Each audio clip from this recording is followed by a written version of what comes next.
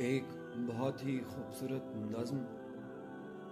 نظم کا عنوان ہے غزہ کی خدائی۔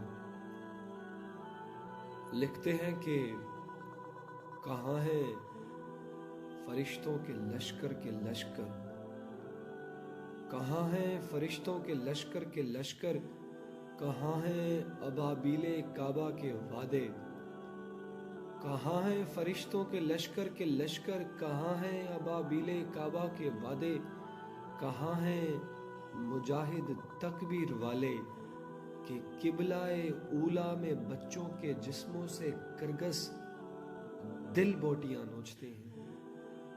کہاں ہیں فرشتوں کے لشکر کے لشکر، کہاں ہیں ابابیل کعبہ کے وعدے، کہاں ہیں مجاہد تکبیر والے کہ قبلہ اولا میں بچوں کے جسموں سے کرگس دل بوٹیاں نوچتے ہیں۔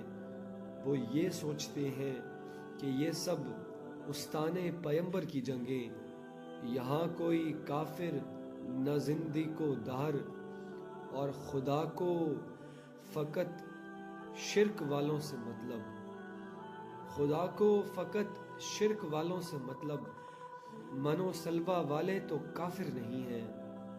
خدا کو فقط شرک والوں سے مطلب، منو سلوا والے تو کافر نہیں ہیں۔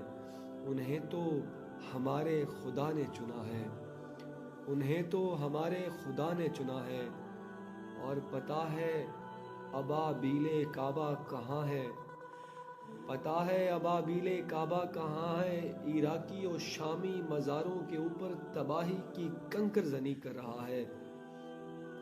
پتہ ہے ابابیل کعبہ کہاں ہے، عراقی و شامی مزاروں کے اوپر تباہی کی کنکر زنی کر رہا ہے، اور خدا جانتا ہے، خدا جانتا ہے کہ پانچوں نمازیں غزہ کے مکی اس کے در پہ کھڑے ہیں۔ خدا جانتا ہے کہ پانچوں نمازیں غزہ کے مکی اس کے در پہ کھڑے ہیں، مگر اس نے موسیٰ سے وعدہ کیا تھا، مگر اس نے موسیٰ سے وعدہ کیا تھا کہ ابن یہود پہ سایہ کرے گا، مگر اس نے موسیٰ سے وعدہ کیا تھا کہ ابن یہود پہ سایہ کرے گا۔